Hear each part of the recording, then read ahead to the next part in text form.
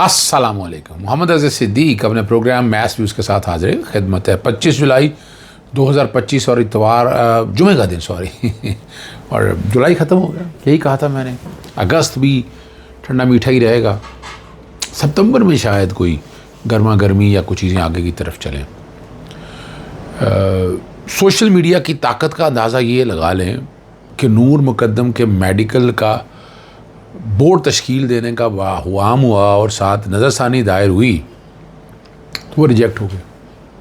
ये social media का कमाल है, वरना तो चुप चुपीते अंदर खाते किसी ना किसी हवाले से और कुछ भी हो सकता था। कोई पॉसिबिलिटी यानी नज़र नहीं, आपके ज़हमो गुमान में नहीं है कि क्या पॉसिबिलिटी है।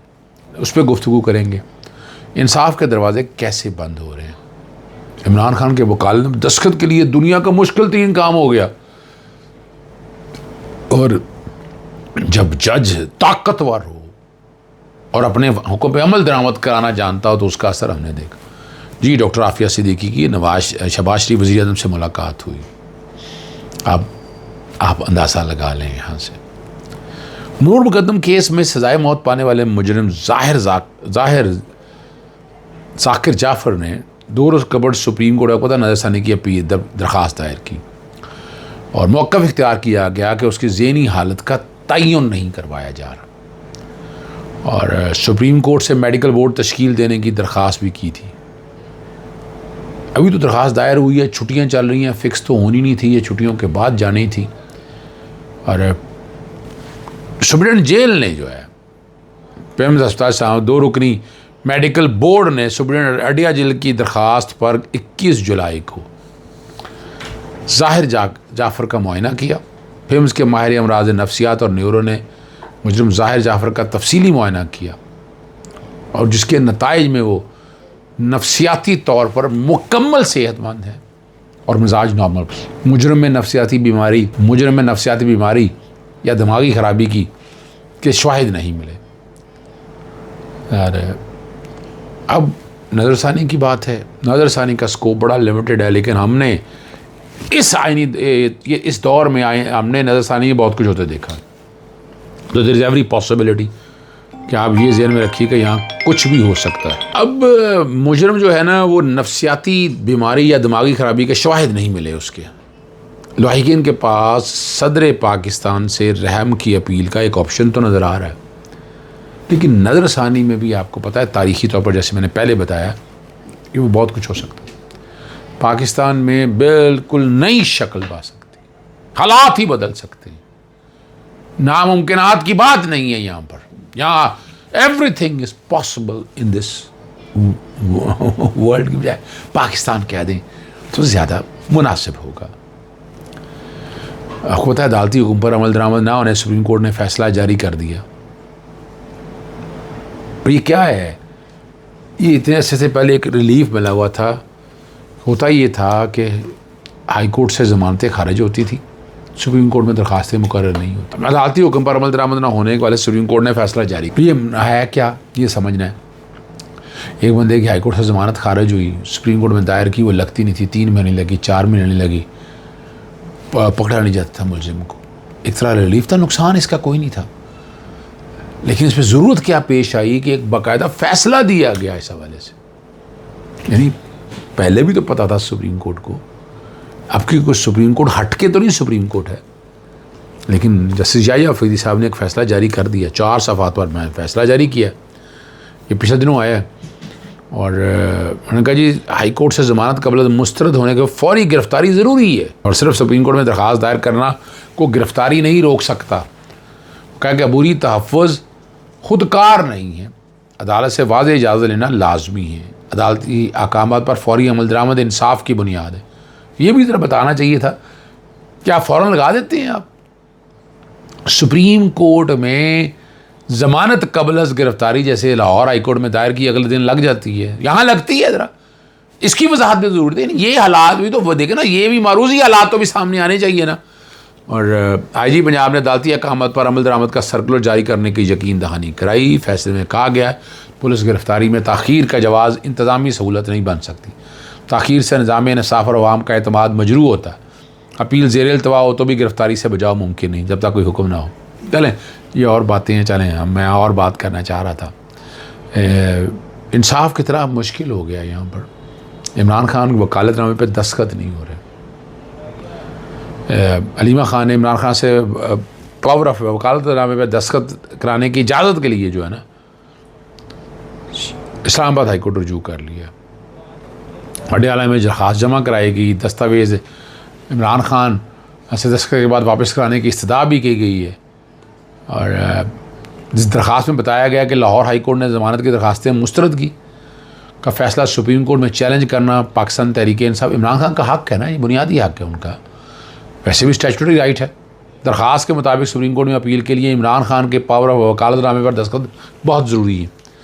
और दस्तावेज़ डिप्टी सुप्रिटेंडेंट अडयाला जेल को दी कि उन्होंने इमरान खान से दस्तखत करा के वापस। यानी आप ये देखें कि ये मुल्क में ये इंसाफ के तकाज़े, बाहर होता तो उल्टा लटका देते ऐसे लोगों को यहाँ। और मुद्दत ख़त्म हो रही है अपील फाइल करने के लिए, सही है, और अदालत वकालतनामे पर दस्तखत करवाने की इजाज़त लेकर दे ताकि वकालतनामे पर दस्तखत हो सके। यानी आप अंदाज़ा लगाएं, वकालतनामे पर दस्तखत के लिए भी हाई कोर्ट आना पड़ेगा।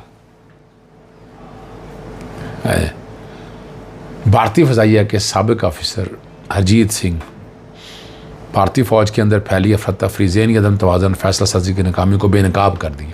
उनका कहना था कि भारतीय फ़ौज में हर अफसर जनरल के मनसब के लिए कोशा है। यही दबाव भारतीय डिफेंस में शदीद ज़हनी दबाव और नफसियाती मसाइल को जन्म देता है। वो कहते हैं जी मैंने ख़ुद एयर डिफेंस आर्टिलरी में कई नफसियाती मसाइल के हामिल अफसरान देखें। अगर भारतीय एयर डिफेंस का असल साजो सामान देखें तो सूरत और भी वाज़ेह हो जाती है। एयर डिफेंस के इनके पास आज भी तकरीबन 80% एयर डिफेंस तोपें मौजूद हैं। ये तोपें जदीद जंगी माहौल में मुकम्मल तौर पर बेकार हो चुकी। हरजीत सिंह के मुताबिक आज के ड्रोन, क्रूज़ मिसाइल और हाइपरसोनिक टेक्नोलॉजी के दौर में ये तोपें कहाँ इस्तेमाल होगी। और भारतीय एयर डिफेंस के ड्रोन्स भी नहायत कम म्यार के हैं, जब वह मुश्किल काबिल परवाज़ होते हैं। और भारतीय एयर डिफेंस का अफसर का कहना है कि मैं रडार ऑन नहीं कर सकता क्योंकि इसका पता चल जाएगा। तो फिर सवाल ये है, जब रडार ही नहीं चलेगा तो दुश्मन के त्यारे मिसाइल या ड्रोन का कैसे पता चलेगा। ये नालायकी देख लें वहाँ की, इतना बड़ा मुल्क शवा। और मैंने दूसरी बात एक बात भूल गया कि अगर तगड़ा जज हो, अगर अपने फ़ैसले पे अमल दरामद कराना जानता हो तो वो हो सकता है। किसी को अच्छा लगे या बुरा लगे, बहुत से लोग नाराज़ भी हैं जैसे सरदार एजाज इसहाक से, लेकिन ये कमाल आदमी है, खड़ा होता है। ये जज को इस तरह खड़ा होना ये बड़ी बात है। डॉक्टर आफिया सिद्दीकी के हमशीरा शहबाज शरीफ से मुलाकात हुई और वहाँ मज़ीद पेशरफ्त के लिए वफाकी वज़ीर कानून इंसाफ आज़म की सदारत में एक कमेटी भी तश्कील दे दी। यही शहबाज शरीफ पहले आफिया की रिहाई के असबाब के भी ख़िलाफ़ हो गए थे और कोई काम नहीं करना चाहते थे, और हुकूमत और काबीना के ख़िलाफ़ तौहीन अदालत का नोटिस भी जारी किया गया। और अब सर पर पड़ी है तो इनको कौम की बेटी की याद आई है। और मुझे भी बड़ा सा इख्तलाफ है सारे मामले में, लेकिन ये कोई तरीका नहीं। रावलपिंडी की इस्तदार दहशतगर्दी के जज अमजद अली शाह ने सुप्रीटेंडेंट अड्डा जेल को इमरान खान से वकालतनामा आज ही दस्तखत करवा के वकला कराने का हुक्म दिया है। 9 मई के मुकदमा में लाहौर हाई कोर्ट की ज़मानत मुस्तरद करने के फैसले के खिलाफ सुप्रीम कोर्ट में अपील दायर करने के लिए ये ज़रूरी है। ठीक है ना जी। और अब हमारा नज़र मियाँ साहब के साहबजादे बड़ी दुख और तकलीफ़ में, कल जो उन्होंने कहा उन्हें मुझसे ज़्यादा तकलीफ़ और दुख मेरे घर वालों से, कि वो कह रही 2 साल से ज़ायद बर्दाश्त की। दुख की घड़ी में कहते हैं वालदा के साथ मौजूद रहना चाहिए, मैं ख्वाहिश रखता हूँ, और वो कहते मैं बेगुनाह हूँ, जाली पर्चों का निशाना हूँ, इनका कोई सर पैर नहीं है और अदालत से भी रुजू करेंगे। अब वो बात ये कह रहे हैं। माजिद निज़ामी ने एक बात की है कि सरगोदा की FIR में पंजाब के अपोजिशन लीडर मोहम्मद अहमद खान बचर का नाम ही नहीं था, लेकिन 150 अफराद नामालूम थे, तो उनका दीगर पाकिस्तान तहरीक इंसाफ रहनुमाओं का नाम और नामालूम फॉर्म एडजस्ट किया गया।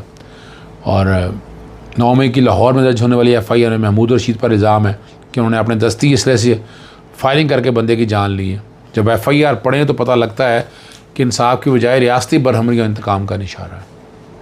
आखिरी बात, और मैंने इस पर ट्वीट भी किया है, जाहिद किशगोरी ने दोस्त है हमारे, बड़ी मेहनत करते हैं, उन्होंने कहा हुकूमत के अंदर एक सोच मौजूद है कि काजी फाइज अगले 2 माह में नई आईनी अदालत का सरबराह बनाया जाएगा, या हो सकता है वो पाकिस्तान के नए चीफ इलेक्शन कमीशन बन जाए। ये आईनी अदालत सुप्रीम कोर्ट के ऊपर एक कोर्ट होगी जो वो बता रहे हैं, मैं इस पर मैं तफसीली बात करूँगा। हुकूमत इस पर काम कर रही है। अगर देखा जाए तो काजी फाइज ईसा की बाकियात इससे बढ़ के निकली है, ये रिकॉर्ड पे है। इजाज़त चाहता हूँ। सामने को अल्लाह हाफ़िज़। पाकिस्तान जिंदा।